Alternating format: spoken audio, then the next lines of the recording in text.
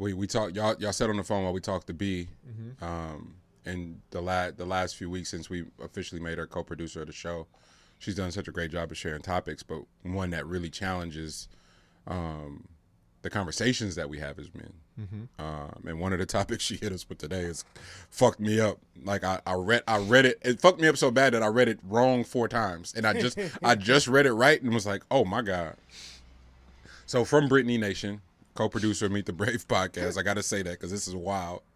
As a woman, I'm okay knowing that whoever I choose as my life partner may not be my top-rated sexual partner. Do men feel that way as well? Sheesh. Bruh, what are you doing? You supposed to help you supposed to help us, nigga, not get niggas in trouble. Are you kidding me?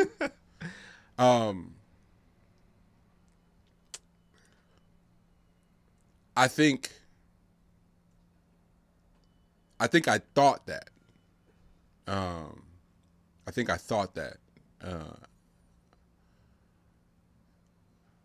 For a really long time, actually.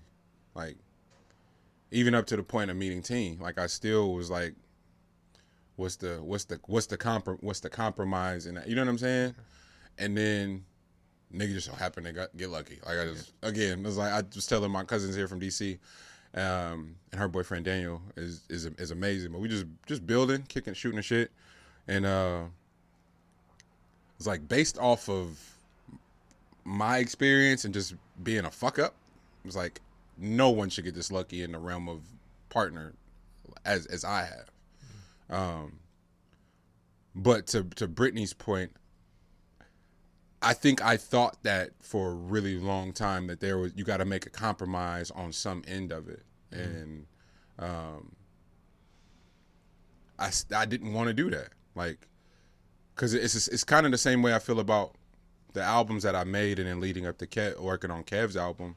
Why I love working with Kev so much is in his perfectionism, I realized it was just unwillingness to compromise on your art.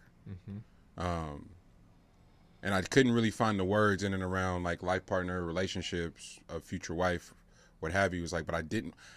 Compromising on your wife feels like compromising on bodies of work. That felt weird to me. And I didn't want to do that. And so meeting Teen, and where we met, where we not meeting Teen, where we reconnected in our lives, we really been through shit. And we laugh all the time. It's like, bruh, without going through all this other shit, I would still be hella immature in how I value our partnership. Yeah. Like, it'd be the little shit. Yeah. It'd be like so small. I'd be like, and I guess that's the difference. Yeah. But also being able to get a clear view, clear perspective on that should be like, yeah, that's one of them things I was unwilling to compromise, but then also being able to realize how fucking lucky I got in the process too. So I don't know if that answers that shit, B, but that would be my answer. This is one of those questions I wish B was here. Yeah, right. To challenge and to ask more thoroughly, because I don't know if I answered her question. I feel like I did, but I don't know. Yeah, and I have questions for her. Right. At the same time. Right. Yeah, man. How y'all feel? Is that something that exists? Is that something that pertains? Is it real? How do you guys feel?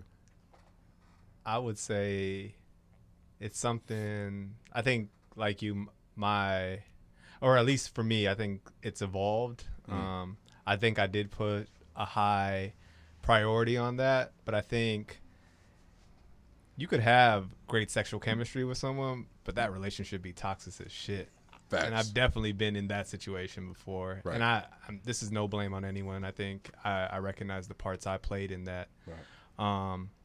But yeah, man, sex still got to be great. I guess that's what it comes down to. It's like it's such an essential piece of it. Yeah. It's like, yeah, it ain't much wiggle room on that at all. Like it's such a driving variable in the connectivity, and the like that part of you that's like, damn, I want you. Like I want to always want you. You know what I'm saying? And have that part of it always be a thing. Like, And Even after we have family Sunday dinner, like, hey, fam, I'll let you right quick. You know what I'm saying? Like, what you got going on? Like that is such a necessary thing for me.